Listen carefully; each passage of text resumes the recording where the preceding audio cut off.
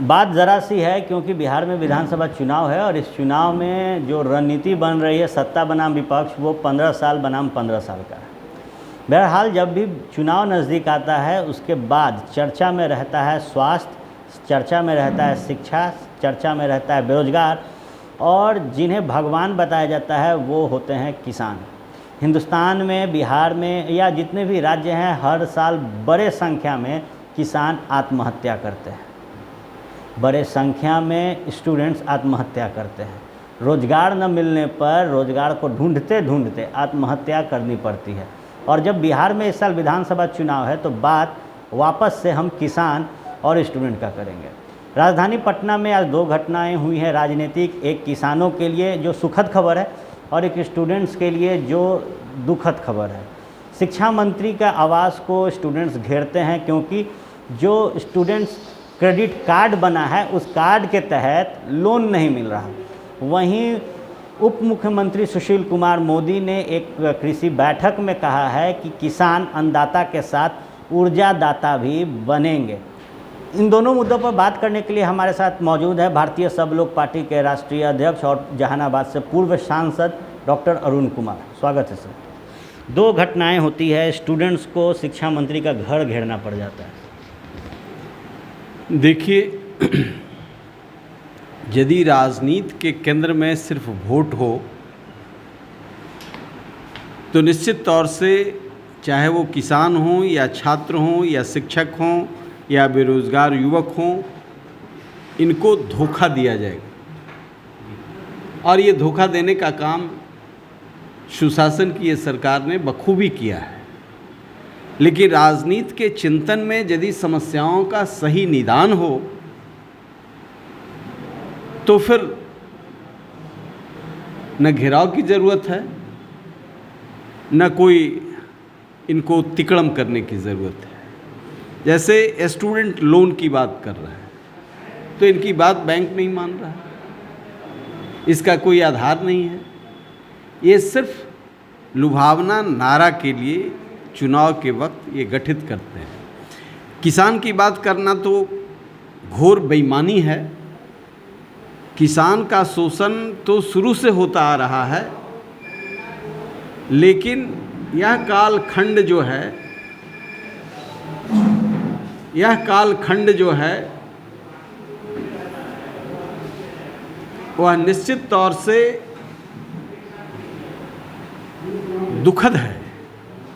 और दुखद इसलिए है कि इस हुकूमत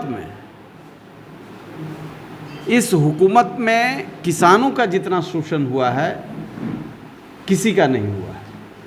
गांव, खेत, खलिहान को उजाड़ा गया है, बर्बाद किया गया है। आप छोटी सी एक घटना की चर्चा मैं करना चाहता हूं कि पूरे देश में जो प्रणाली है किसान विरोधी ही है, लेकिन बिहार की तरह नहीं है। जो मिनिमम प्राइस तय किया गया उसके खरीद के लिए अन्य प्रदेशों में एफसीआई है, एसएफसी है, स्टेट फूड कॉरपोरेशन है, फूड कॉरपोरेशन ऑफ इंडिया है, लेकिन बिहार में एफसीआई बंद है, स्टेट फूड कॉरपोरेशन बंद है। जरा सुशील मोदी जी से ये पूछा जाए कि किस रणनीति के तहत इसको बंद किया गया, अन्नदाता को मारने के लिए या जिलाने के लिए?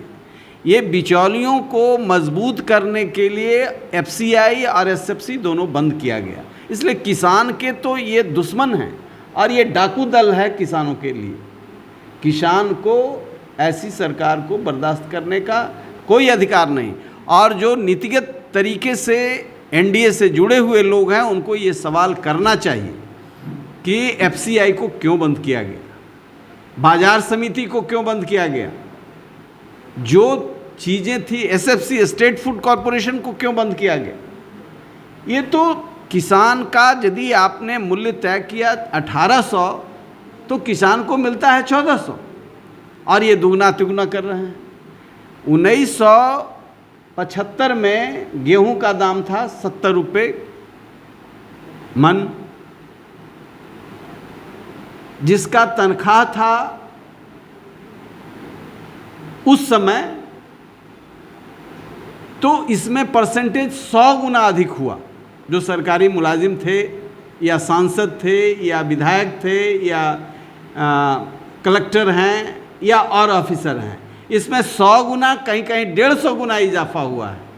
लेकिन किसानों के मूल्य में 19 गुना इजाफा हुआ है।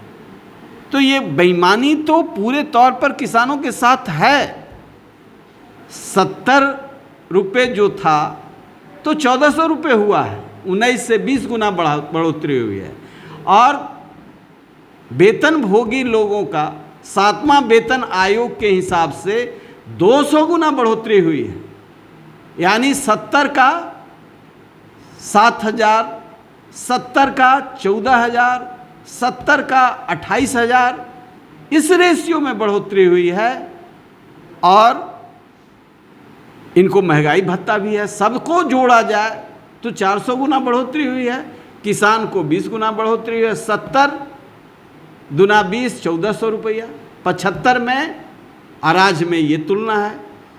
तो एक तरफ जहाँ 100 से 200 गुना 300 गुना बढ़ोतरी हो रही है, बाजार में खरीद की क्षमता उसकी उसी रेशियो में है, और किसान का 20 गुना। इससे घोर बेईमानी क्या हो सकती है। लेकिन इस 1400 में भी बिचौलियों को मजबूत करने के लिए फाइनेंस मिनिस्टर जी, जरा सृजन घोटाला पर मैं चर्चा नहीं करूंगा, उसका हिसाब तो आप नहीं रख सके। अन्नदाता को ऊर्जादाता बना रहे हैं।